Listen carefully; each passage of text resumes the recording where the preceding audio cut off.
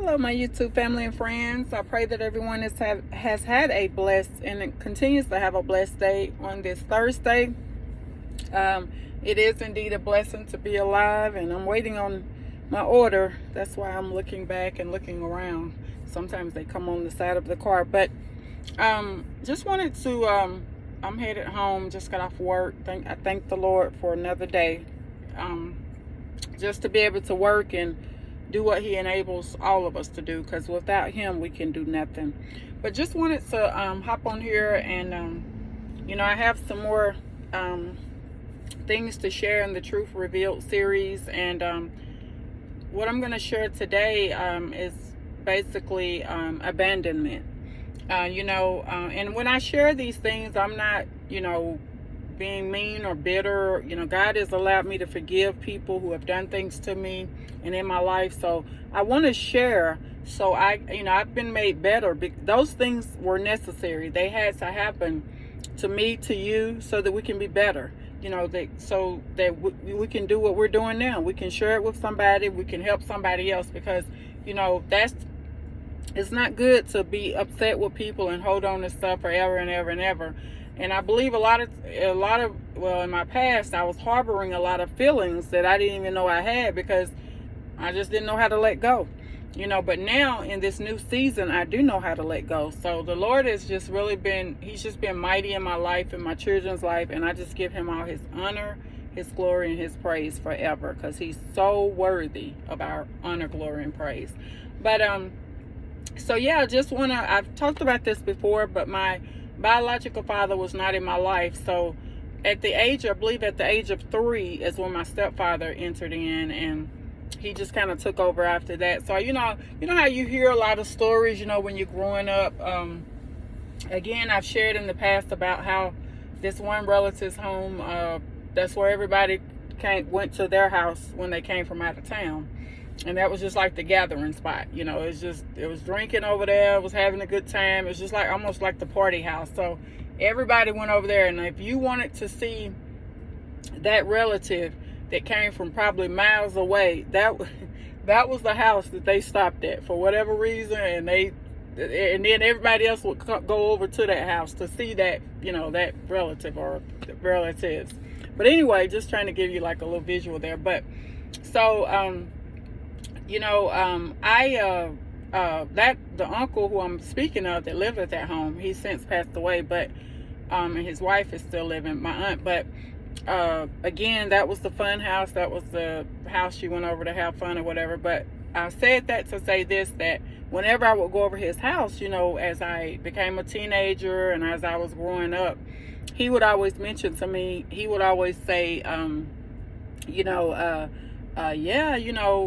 your dad, they would always just tell me stories about my dad, because my biological father knew my family, my mom's family, really even before he met my mom. So, it was a lot of history there, and he knew my uncles, and before he even started dating my mom, and before he had a child with my mom. And so anyway, so there was already history there.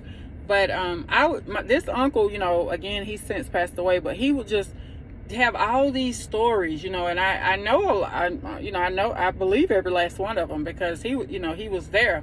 I feel like some were embellished, but he would always say, there was this one story he would tell about how my biological father whooped me so bad when I was I think I was a toddler or something. I think I ended up using the bathroom myself, and as I think about that, when I got closer to God and the Lord started revealing things to me, I was like, what was so funny about a lot of this stuff that, and I was, kind of giggled too, but, that was an issue, for a little bit, because I'm like, why would you be making fun of that? Why weren't you all helping a little child, But he just thought that was so funny. He said that I didn't make it to the potty on time, and said, he just whooped me, and he just always would laugh about that. And, I'm like, well, there's nothing I can do about it. I'm grown now, but I'm like, why would you do that?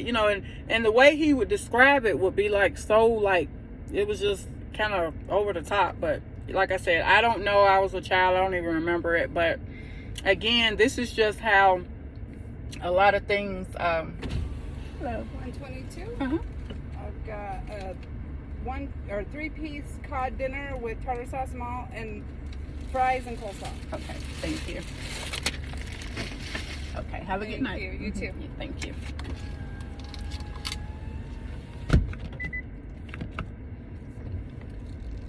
Okay, I'm back, you guys. She was really making sure that the order was correct. But anyway, I had to stop and get my fish plate. This is the only place that, well, I eat. That's pretty much the only meat I eat now. So that's why I always, when kids say, "Mom, why you always getting fish?" I said, well, that's the only thing I really can eat. And that's, in my diet now as far as meat. I mean, I can eat plant-based meat, but I just really like, it's called Culver's. I really like their fish. And it reminds me a little bit of, I don't know if you all are familiar with Captain D's in the South. And but that's what it reminds me of. So anyway, and that's not why I get it, but it's really the only place where I can just get a fish, sort of like a fish dinner. And it's really good. So anyway, going back to what I was saying, that uncle would just laugh and laugh about that. And like I said, they had so many stories to tell me, about this man, that I'm like, you guys know way more about him than I do. And and which is fine, that's understandable, but I'm just like, he's not even in my life. And so anyway, it was just weird how that they would always have something to tell me about him, whenever I would go over there. And so, and again, he had a relationship with them because he had always known them and everything. So that's why. But anyway, again, he would tell me that story, and then he would go on to tell me about some other stuff. And then they would always, every time I would see them go over their house, he would be like, when was the last time you saw your dad? And I'm like, probably I would be thinking to myself, because I was a teenager then, I'm like thinking to myself, like, you probably seen him sooner than I have, but of course I would never disrespect them or like that. But it just started, I don't know, it just started bothering me for a while, because I'm just like, why are you guys always questioning me? Y'all should be questioning him.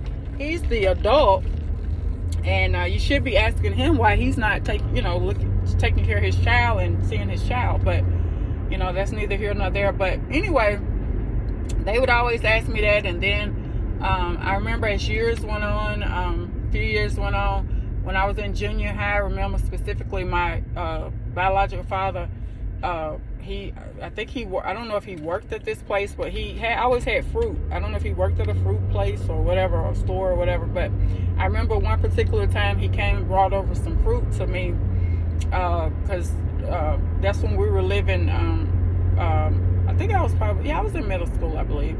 And this was, excuse me, I was very vulnerable then, and I was, just basically wanting to receive that love from my biological father. Yeah, I had a dad in the house with my mom, but as far as I was concerned, that wasn't my daddy. It was my stand-in father. That wasn't my biological father. And so that made a big deal. That was a big deal for me. And so anyway, this one particular time he came over and to visit, because they allowed that. And I remember my mom had did my hair, and I want to say I was just so done up for his visit. I was just so excited. And I remember he brought me some fruit or something over there, and it was like a basket of fruit. I don't know, I can't remember, it's been so many years ago, but I don't know if it was Christmas time or holidays. I'm not for sure, I can't remember. But I just remember he brought the basket to me, and I was thankful and everything, but I was just like, so it was just a lot of things that happened when I was younger, and I just did not understand none of it. I didn't understand any of it. I just went by what my mom would tell me. And so now that I'm grown and I have children of my own, I just see how important it is, for us to tell our children the truth about stuff. Your children shouldn't have to pull out, information from you. You should be willing to, this is what happened. That is what happened. And be honest with them. Don't just tell them things that you want them to know, trying to make yourself look good. And that's the thing too. I have with a lot of, we as adults, we want to embellish things. We don't want to tell the hardcore truth. We want to make sure it sounds good, so we can look good. But that's not what it's about. We need to be telling the truth, because I always remember God knows. He knows everything that went down. He knows everything that happened. So, you're just wasting your breath when you're trying to make yourself look good, and you're basically lying. You're lying. So anyway, that's what happened. And there were so many times. There was this one particular time I remember my mom telling me this, and I feel like this is the truth, because I don't believe she would ever lie about anything like this. But she, back in the day, child support was so much lower, of course, than what it is now, than what it was in the 70s. And she would always tell me this story, and she said that my biological father, she said she had put him up for child support, and she said that child support, I think back then, was like maybe $15. It was $20. I don't know. It was real low.